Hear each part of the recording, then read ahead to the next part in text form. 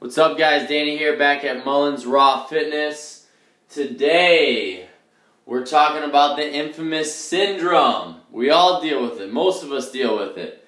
It is sit your ass down all damn day, stare at your phone syndrome. I know most of you out there are doing that, or what some of you may have heard it called as text neck syndrome. Okay, so what is it? Well, it's a postural dysfunction we have from sitting all damn day at our desk or on our phones and hunched over like this.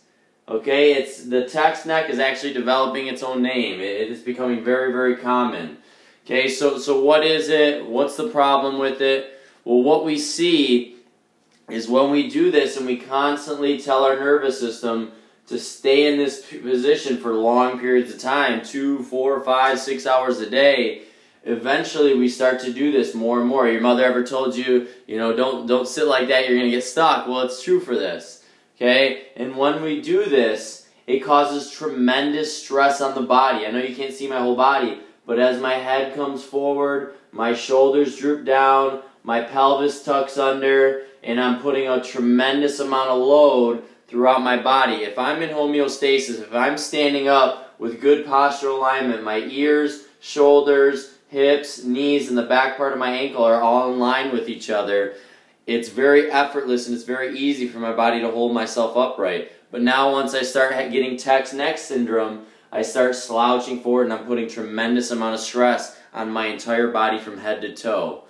And this starts with usually in the cervical spine at your atlas. Okay, you come here and now you have to sit like this, so now you're telling your body I'm going to sit like this all damn day, as the syndrome says, the name. Okay, and then all of a sudden you have to tilt your head up to look forward.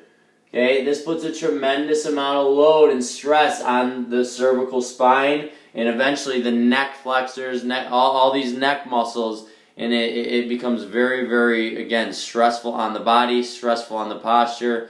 I'll say as a health coach, as an exercise specialist, somebody that deals with correcting dysfunctions like this is probably the most common thing I see every day, and it seems like it's getting worse and worse. And it causes so many issues, from too much flexion, too much pronation, and it can develop into a lot of different things. The body is connected, so if I'm causing strain on my neck flexors, it can cause issues all the way down through my toes, through my ankles, because it is all interconnected. We're one big piece of fascia, right? So you like my little drawing? I actually picked this drawing from Dan Hellman's website. Great website, Hellman Holistic Health. You show for every degree you come forward, it puts that much more load on these neck flexors back here, these neck extenders. All these muscles of the neck that causes so much issue. So 45-degree angle starts causing 40 pounds of pressure on the head or on the neck. Okay, 60 degrees, 60 pounds.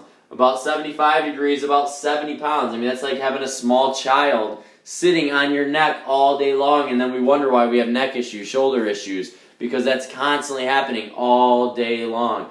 And then we go to lift weights and it causes all types of issues. Then you got my guy, who knows what angle this is, but his head's about to fall off. He's done for. He's in a lot of trouble there. So what are some of the symptoms of sit your ass down all damn day and stare at your phone neck syndrome?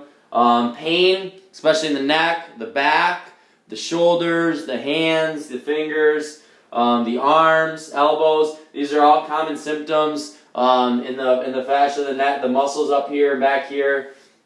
Very, very common for you to get pain back there when you develop this. Headaches, very common. Again, putting excess load here, then putting here, pinching all these nerves back here can cause a lot of headaches. Back pain. So what happens is when we do this, our pelvis has to get under our neck, under our head. It's just how our body functions.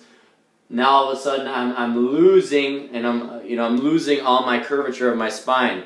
I'm getting excess cervical flexion. I'm getting too much. I'm getting a kyphosis of the back. I'm losing my lumbar curvature. I'm decreasing the spine, or the curve in the spine, the lower back, the lumbar spine. You know, so you should have 3 angles in the spine: your cervical spine, your thoracic spine, and your lumbar spine. And what happens when you develop this, you start getting an excess or decrease curvature there. Usually more of a decrease there because your pelvis tucks under and you're causing all types of disc issues and lumbar issues and all that.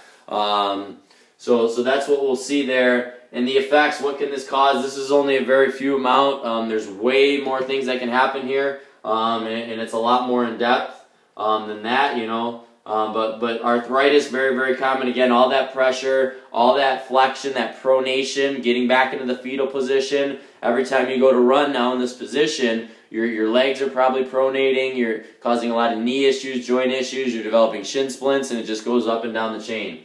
Poor breathing mechanics. If I'm here, I'm probably using faulty breathing mechanics. Look back at my breathing video, and it'll go way more in depth on that. But now I can't expand my rib cage. I can't get full amounts of breath. And if you watch that video, you'll see why that's a big problem. You'll see TMJ cause a lot of issues in the jaw. Disc injury, we already discussed that. Decreased or increased spinal alignment, usually decreased spinal alignment. It could decrease your immune function. You can get constipation. Your body can't digest foods properly, so that can affect your metabolic functioning and all other functions of the body. Because now I'm hunched over, and now all of a sudden my digestive tract's being, you know, constantly under a lot of stress from being pushed down all day long, you know, kind of being compressed together, so it can't function properly. And that's just issue after issue after issue, as you can tell. So what do? Well, the first thing we need to do is fix our habits. You know, don't stare at your phone like this all damn day, and sit upright. If you're at a computer, you know, maybe if you can get a standing desk where you can stand more. Get a stability ball. Sit on a stability ball instead of a chair. It'll tend to kind of activate the inner core musculature to keep you upright more, and you'll have to stabilize more. Get your stabilizer chain going in your stabilizer system to kind of keep you upright more.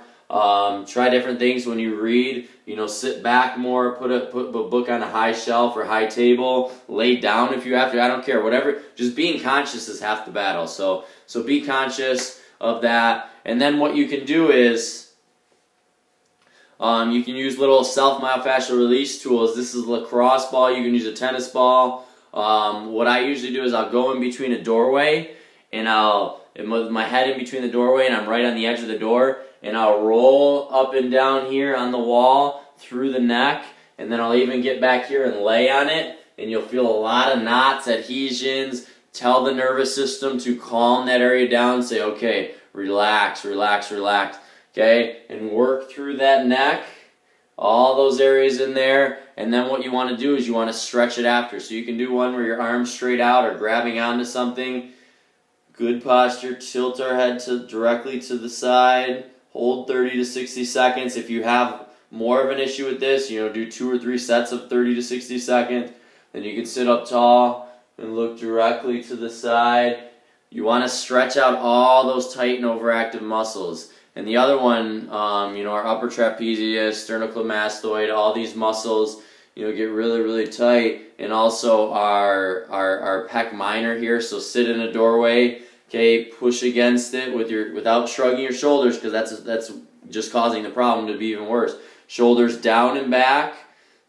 Have your arm on the doorway and lean into it. You can do it with your arm bent to get more of the pec minor. You can step away and have your arm straight to get more of the pec major, but the pec minor is usually going to be more of a culprit.